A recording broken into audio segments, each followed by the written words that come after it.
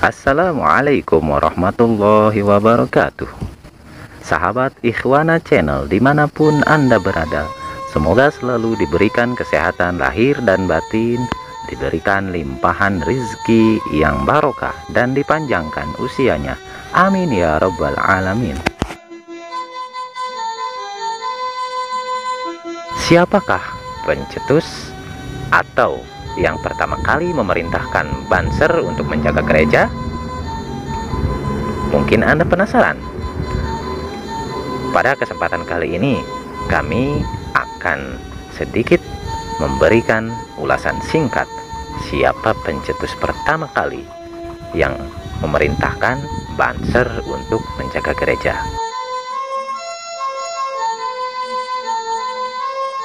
Alangkah baiknya sebelum beranjak ke materi, Anda menekan tombol subscribe untuk membantu channel ini agar terus berkembang dan bisa memberikan informasi yang bermanfaat tentang sejarah, berita, dan juga peradaban yang berhubungan dengan agama dan negara. Terima kasih.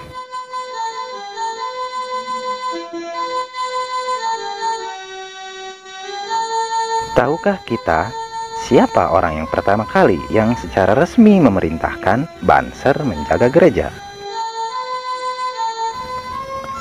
Beliau adalah Kiai Haji Abdurrahman Wahid atau Gus Dur, Presiden RI yang keempat.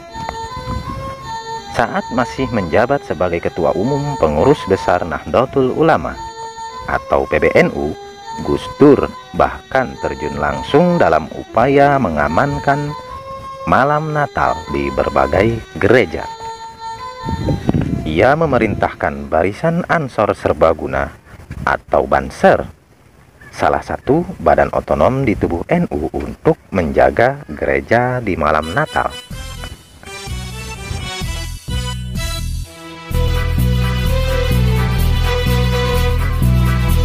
Hal itu terjadi bukan tanpa sebab, karena dilatar belakangi peristiwa kerusuhan massa yang berakhir dengan pembakaran gereja di Situbondo, Jawa Timur pada tahun 1996.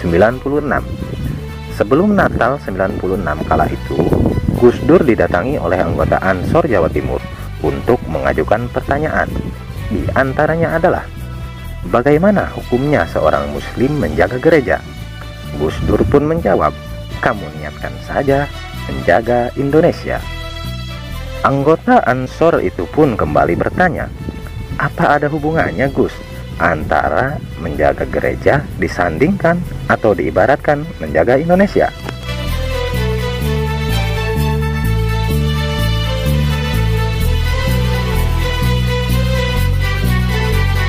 Gus Dur akhirnya memberikan penjelasan lebih lengkap dengan mengatakan, gereja itu ada di Indonesia, tanah air kita. Tidak boleh ada yang mengganggu tempat ibadah agama apapun di bumi Indonesia. Akhirnya anggota Ansor itu pun mengerti dan manut dengan ucapan Gus Dur. Gagasan agar Banser ikut menjaga gereja menunjukkan betapa sangat luasnya pemikiran Gus Dur, sang guru bangsa. Bukan sekedar mengamankan gereja atas nama kemanusiaan dan keindonesiaan saja, tapi secara tidak langsung ingin menitipkan keselamatan umat Islam minoritas di berbagai pelosok negeri, khususnya di luar Jawa. Seakan Gus Dur ingin berkata, wahai orang-orang non-Islam, kami memerintahkan Banser untuk menjaga gereja kalian, maka lindungilah saudara-saudara kami ketika melaksanakan dan merayakan Idul Fitri atau hari besar umat Islam lainnya.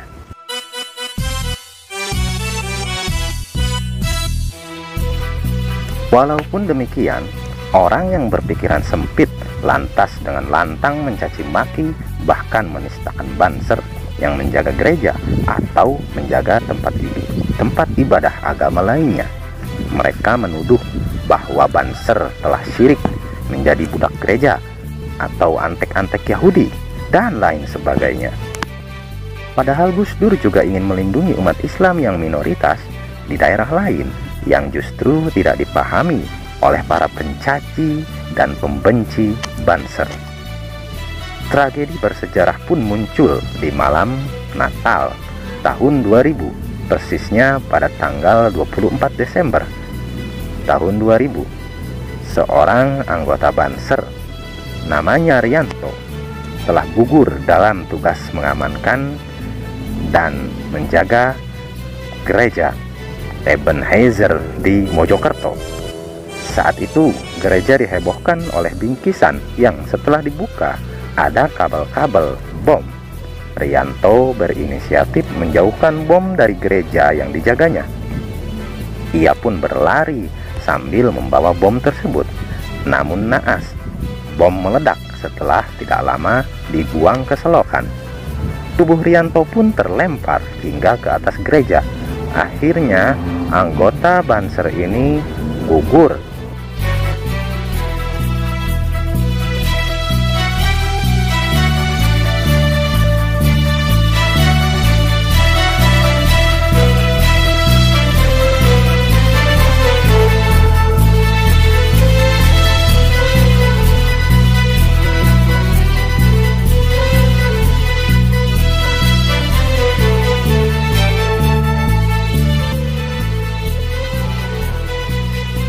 Pada saat Gus Dur menjabat sebagai Presiden Republik Indonesia, banyak sekali melakukan gebrakan dan pemulihan terkait persatuan dan kebinekaan di Indonesia.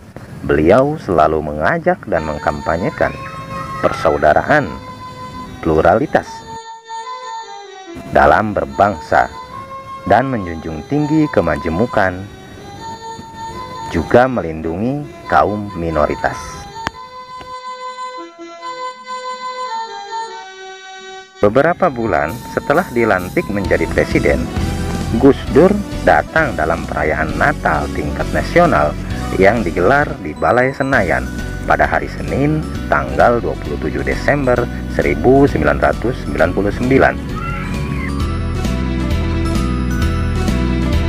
Gus Dur memberikan pidatonya. Petikan isi pidato Gus Dur mengatakan bahwa saya sangat senang dan berbahagia bisa hadir dalam perayaan Natal ini. Saya adalah seorang yang meyakini kebenaran agama saya, tetapi ini tidak menghalangi saya untuk merasa bersaudara dengan orang yang beragama lain di negeri ini, bahkan dengan sesama umat manusia.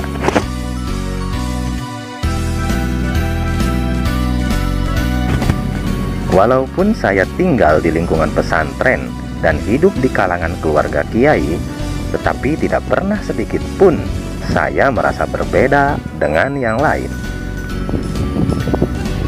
Dari petikan pidato Gus Dur, bisa kita pahami makna yang tersurat dan tersirat, yang berarti bahwa beliau berpesan kepada kita semua agar selalu memperkuat persatuan dan kesatuan, serta mengesampingkan perbedaan.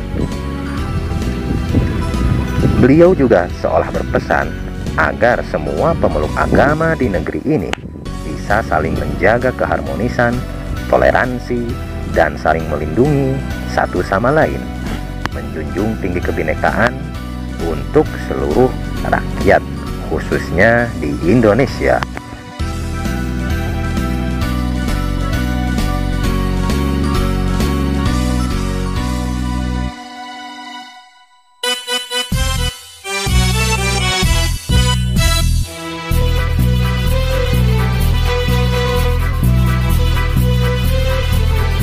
Wahai para pencaci dan pembenci Banser, apa yang sudah Anda korbankan untuk negeri ini? Jika tidak bisa menjaga persatuan dan kesatuan, jangan kau memecah belah bangsa dengan melempar argumen yang memicu gesekan antar sesama umat Islam atau sesama pemeluk agama di Indonesia.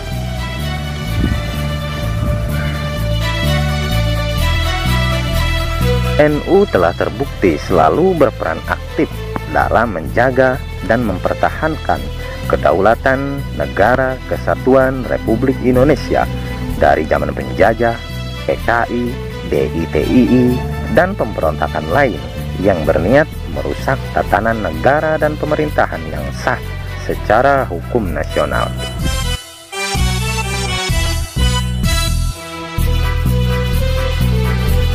Kiai Haji Abdurrahman Wahid selain menjadi guru bangsa, juga beliau menjadi guru bagi umat Islam di Indonesia. Tak diragukan lagi kelebihan yang dimiliki oleh cucu pendiri NU ini. Banyak ucapan-ucapan Gus Dur yang sekarang menjadi kenyataan. Terkadang memang ucapan beliau tak masuk akal dan seolah membingungkan. Itulah khawarikul adat atau karomah waliullah yang kita sendiri tak akan bisa menerjemahkannya, terkecuali orang yang sesama makomnya bisa mengerti dan memahami makna tersirat dari hal-hal nyeleneh yang sering diucapkan dan dilakukan oleh Gus Dur.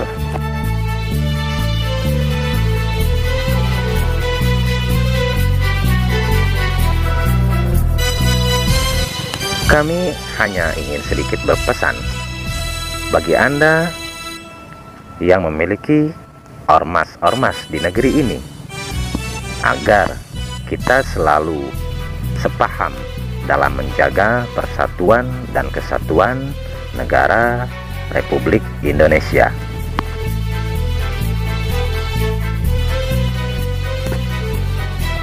Perbedaan di antara kita, marilah kita jadikan sebagai rahmat atau anugerah dari Yang Maha Kuasa, bukan dijadikan sebagai jurang pemisah untuk mencintai dan menjaga persatuan dan kesatuan antar bangsa ini.